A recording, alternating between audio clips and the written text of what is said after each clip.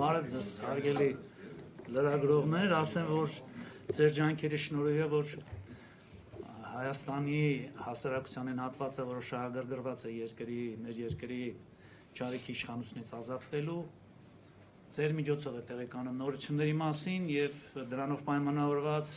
իր վրթովմունքն արտահայտում տարբեր ձևերով։ Հիմա ես կուզենայի այս գործով անդրադառնալ շատ կարևոր մի փաստի, որ կոչվում է ՕՀՄ ապացույցներ, օպերատիվ հետախուզական միջոցառումներ, այսինքն գաղտնալսումներին, որոնք որ իրականացվել է վարույթն իրականացնող մարմնից առաջ ԱԱՑ-ի աշխատակիցների ենթադրյալ հաղորդման հիման վրա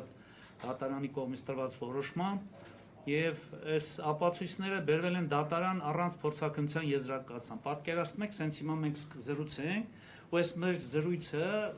ենթադրենք, ասենք, համարեն հանցակազմի հատկանիշներ պարունակող, ու մեկ է քննիչին տան, որը որևիցե մեկից չի տեսել, չի ճանաչում, չնայած ձեզ կարող է տեսած լինի, եթե նորություններով հետ։ Ու սկսի գրել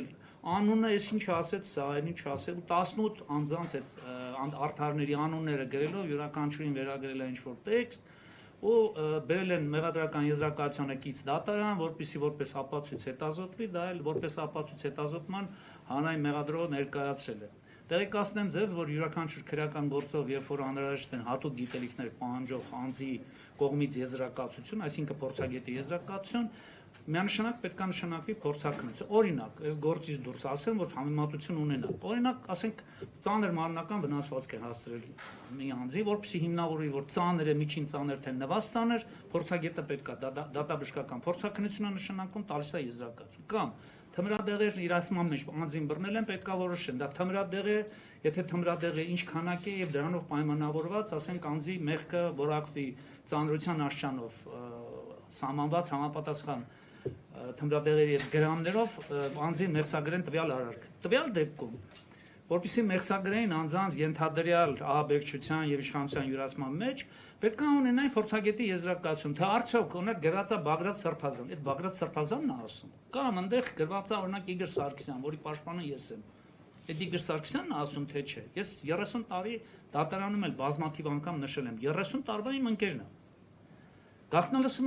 եմ ձայնը չեմ կարողանում նմանացնել, ասեմ, եղբայր, այս քննիչը հո պայծառատես չէր, Նաստրադամուսներ, Վանգաներ, թե Մեսինգներ, որ սենց լսում ա մեկի ասում, գրեք սրա անունը, գրեք նրա անունը։ Ամեն դեպքում, եթե նույնիսկ